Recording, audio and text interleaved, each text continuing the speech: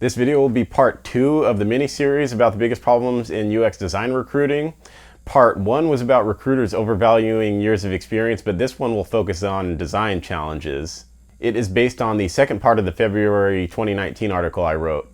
On the surface, companies appear to mean well when they assign design challenges to candidates for open positions, but while these design challenges seem like the ideal solution to make the process more democratic, do the organizations assigning them actually take them as seriously as the candidates do? I have 2 personal stories and a tweet from an industry leader that say no.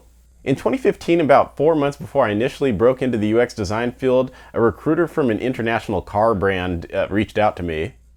Actually, you know what? When I first wrote this, I swore I wasn't going to call out any companies, but we live in an age where corporations get away with way too much, and the older I get, the more I believe they should be called out for anything shady they do.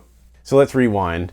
In 2015, about 4 months before I initially broke into the UX design field, a recruiter from Mercedes-Benz reached out to me. They were developing a smartwatch app and needed to hire a UX intern. The recruiter told me the design team would choose between me and one other candidate, so he relayed the design challenge to both of us along with a presentation schedule, and this presentation schedule said that the other candidate would present first and then I would present the following day. According to my job application spreadsheet, which shows just about every job I've ever applied to since graduating college, I'd applied to over 1,600 jobs since graduating up to that point. So, eager to finally get what felt like my first real opportunity to break into the UX field, I of course worked tirelessly throughout that weekend. However, a day before my presentation, the recruiter called me to tell me that I wouldn't be presenting because the other candidate's presentation apparently blew them away. While I admire the other candidate's effort and skill, that whole first come, first serve nature of simply hiring the first candidate who got to present really didn't sit well with me. This experience remains one of the first major signs that success all too often comes down to things that are outside of your relative skill. In early 2018, I applied to a senior product designer position and received a design challenge following a phone interview with the director of product design. Oh yeah, and the company was shipped, since we're calling them out. That felt good. For the design challenge, I completed 2 different designs because the description didn't specify whether they wanted a mobile version or a desktop version of the mock-up. The following morning, I emailed the designs to the director, and of course, days went by without a response. After a week, I sent a follow-up email reiterating my interest in the position. 2 years later, and I'm still waiting for a response. Following that experience, a tweet from Jared Spool caught my eye. If you don't know who Jared Spool is, he's one of the UX industry leaders and a fellow vocal opponent of design challenges during interview processes. Here's what his tweet said.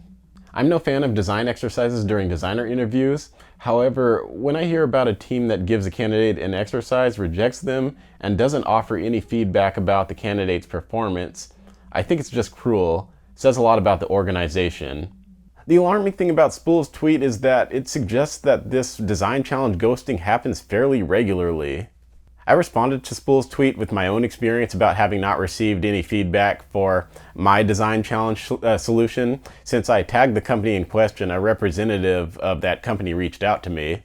Now, while she apologized for my experience and I gladly accepted the apology, I didn't accept her proposed solution to the situation. She suggested I contact the team I interviewed with.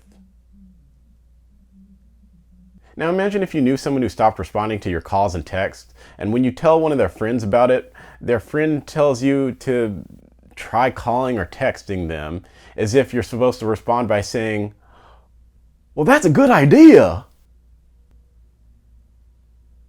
And these stories don't even include the head-scratching rejection emails that I've gotten after receiving overwhelmingly positive feedback for some of my design solutions for design challenges.